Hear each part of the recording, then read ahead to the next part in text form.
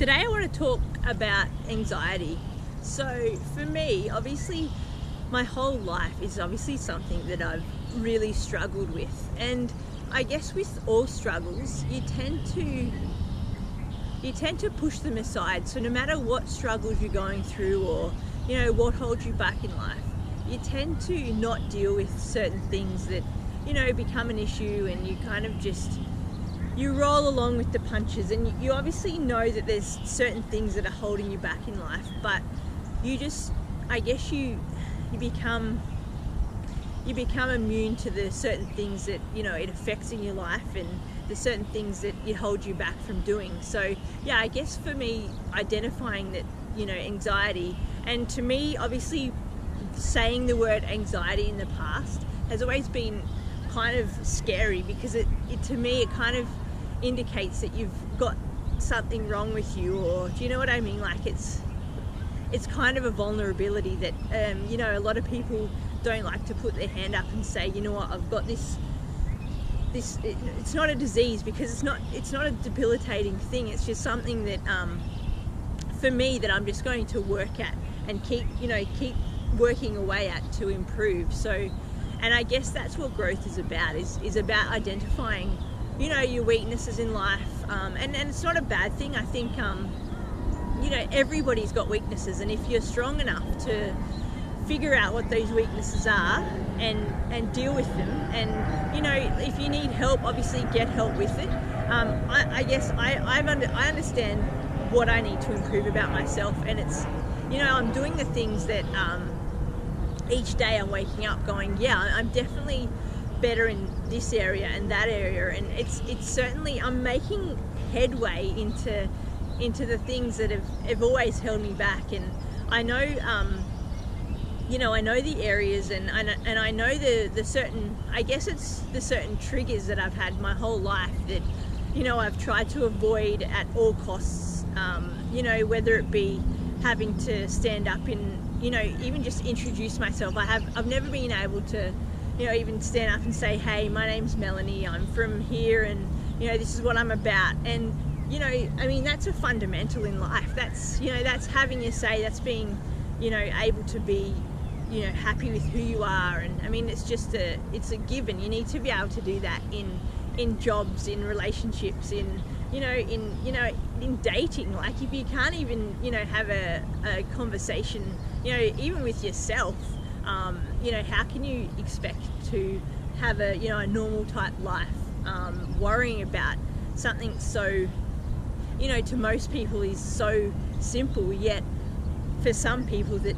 struggle with anxiety or confidence, or I've always called it just being shy, and I'm just like, well, that's how I am. But reading a book at the moment, The 7 Habits of Effective People, you need to, it's a fundamental to, you have to work on yourself. And yeah, I'm happy with where I've come from, where I'm going, and I guess making anxiety a friend, not a foe, and in which case it's always been something that I've always been so afraid of dealing with. Like, I've just sort of pushed it to the side for so long, for too long. And there comes a point where you kind of go, well, you can live a life like that, always being in the corner, and always being pushed aside, or not listened to, and it's nobody's fault but your own. Like, it's something that that I've identified that I'm going to improve, and I'm looking forward to where it'll take me. And with the public speaking, I'd love to be able to get nothing more out of it than to be able to show people exactly where I was, and how, I guess, insecure and not comfortable with exactly who I was, but it's enough. Like, exactly who you are is enough. And everybody has struggles, and you need to identify if you've got a problem or a struggle or something that you feel that you need to improve about yourself, or you have an addiction or an abuse, or you're abused or bullied, or you know, I don't know, like singled out, or you just don't feel like you fit in. Like, I just want to be able to, I guess, share my insight, not so much inspire, but just share my insight as to where I have come from, you know, and where, you know, my journey will hopefully end up. But yeah, so with anxiety, like, I've realized that, you know, the more and more, and it is a cliche, the more and more you put yourself in positions that make you feel uncomfortable, and, you know, get yourself out of the realms of, you know, your own thinking and your own head, basically, and, you know, surround yourself in those situations and make yourself, you know, deal with certain things. And, you know, for me, you know, reading out aloud was always such an issue until I started doing it, and I actually really enjoy it now. It's kind of strange. Like, and, you know, listening to yourself speak, you always think, you know, you look like a dickhead or whatever, but you don't. Like, everybody's exactly the same. And having watched a TED talk the other day, I think it was Megan Washington, and yeah, I actually never even knew that she had a stutter. And, you know, everybody, it doesn't mean a thing. Like, she's just the most remarkable singer, but, you know, having a stutter, who cares? Like, and I mean, obviously to her it probably has been difficult for her growing up. You know, she sort of said that when she would meet people, or she was in certain circumstances or interviews or whatever, she would, you know, have to think ahead and change the way she would say words, or like, just it opened me up to a whole different way of thinking. And even like the other day, seeing a TED talk with somebody with a disability, like, I mean, I've always been so respectful of people with disabilities, or, you know, people with you know, Down syndrome. I absolutely love people with Down syndrome, because they've just got this zest for life. They're, you know, there's no pity about them. They're, you know, when you speak to them, they're just full of life. They're always smiling. They want to have a joke. They're just so themselves, and, you know, there's no pretense. There's no pretending they're this, that, the other. They don't judge you. One day I'd probably actually even love to align myself to maybe even work with people with disabilities as I overcome this confidence issue, that, you know, maybe I could add value to, you know, people with disabilities and that type of thing. But yeah, getting back to it, it's interesting to, you know, look at other people's struggles and then reflect on your own, and kind of go, well, you know what, like, it's something that I'm going to overcome, and just working away. And I guess for me too is having a progressive plan. Like, I've always, having been a triathlete in the past, and athlete in general, I'm the kind of person to always have pretty good structure. I wouldn't say I'm OCD, but yeah, probably almost. So yeah, having certain plans in place to sort of have, you know, daily goals, and then weekly goals, and then then sort of monthly goals, and obviously towards the end, you know, be able to have or do big speeches and that sort of thing is my end goal. But yeah, just having, like, obviously short term for me is just been identifying exactly, you know, my areas of weakness, or, you know, why in the past I just haven't been able to deal with, you know, the stresses of speaking, you know, in just public, in a general sense, you know, and having my say. So yeah, like, I'm certainly in the few weeks that I've kind of identified what I need to do, where I need to go, and, you know, how I'm going to go about it. Yeah, it's pretty exciting.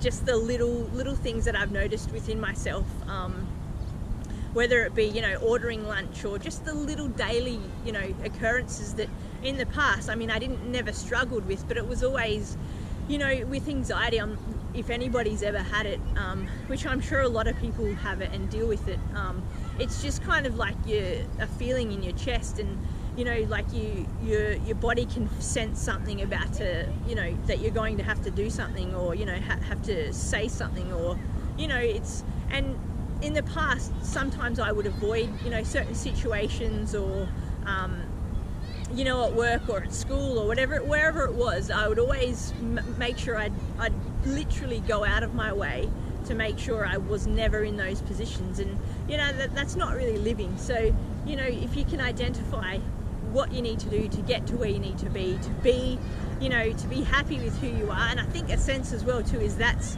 a pretty big key to it, is being completely happy with exactly who you are, because nobody's perfect. Absolutely nobody. You know, there might be people that are pretty bloody close, but there's nobody in this whole world, and we're all wired and geared so differently. We've all got different passions and, you know, things that we aspire to be. And you know, some people, you know, don't need to do public speaking or you know, that type of thing. But for me, like with jobs and that sort of thing, it's just a fundamental. So it's something that I know that I'm just going to keep getting better at.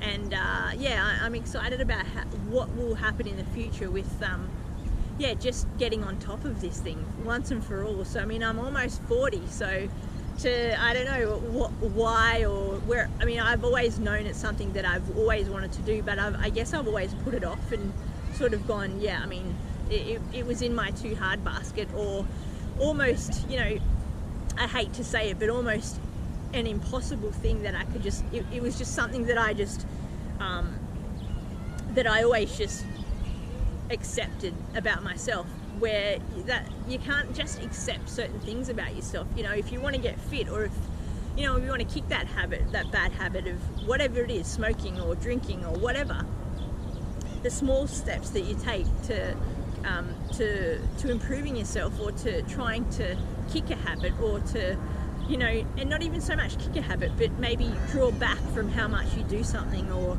you know, and with exercise, like just incorporating little things, incorporating, you know, healthy diet, you know, just starting to incorporate healthy sort of habits within your everyday living. It's the same with any particular goal that you have, like the little ways that you go about your day-to-day activities, you know, they add up in the long run. So yeah, anxiety, yeah, I'm looking forward to getting on top of it eventually.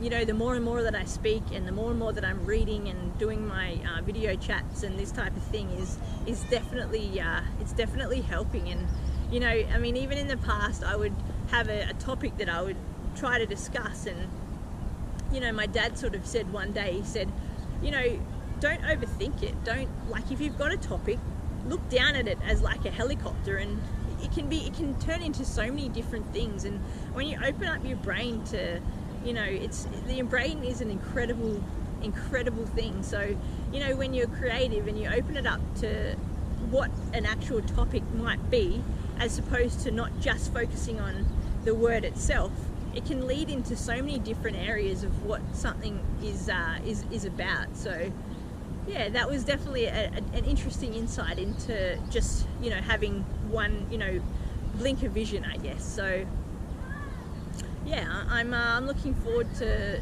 having more of these chats, getting better. This one has been a good one, and yeah, and I'm enjoying talking about my vulnerabilities. And something that I've always struggled to do is you know, identify that, you know, this is a major weakness. And I think everybody who knows me knows that it's something that I've struggled with big time. But everybody's got struggles. So yeah, the more that you deal with it, the more that you tap it on the shoulder and say, hey, I'm here, I'm not going away, yeah, the happier you'll be, the more, you know, not so much more content, but the better that you'll get. And yeah, bring it on.